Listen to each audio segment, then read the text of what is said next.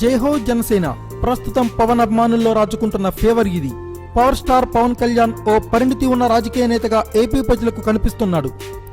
ఇదివరకు బహిరంగ సభలన్నీ grand success అవ్వడంతో పవన్లోనూ ఆ ఊపు కనిపిస్తోంది.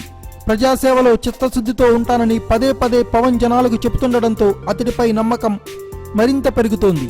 నానాటికి కామన్ జనాల్లో పవన్ మానియా స్పష్టంగా పెరుగుతోంది. ఏపీ వ్యాప్తంగా కాపు బలగాలన్నీ పవన్ని ఎలాగైనా సీఎంగా చూడాలన్న కసిని ప్రదర్శిస్తున్నాయి.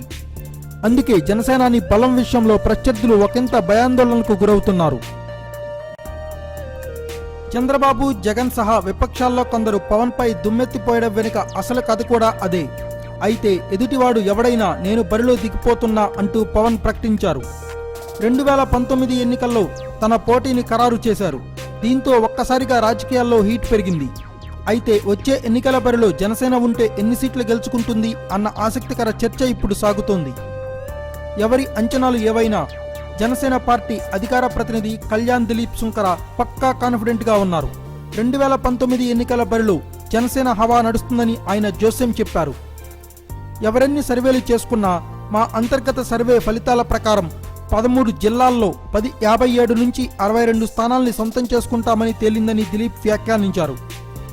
ఇప్పటికిప్పుడు ఎన్నికలు జరిగినా సేమ్ రిజల్ట్ ఉంటుందన్నారు ఆయన. అలాగే ప్రాంతీయ పార్టీలతో పొత్తు ఆలోచన లేదని, జాతీయ పార్టీలతోనూ పొత్తు ఆలోచన తమ నేతలకు లేదని ఆయన ప్రకటించారు.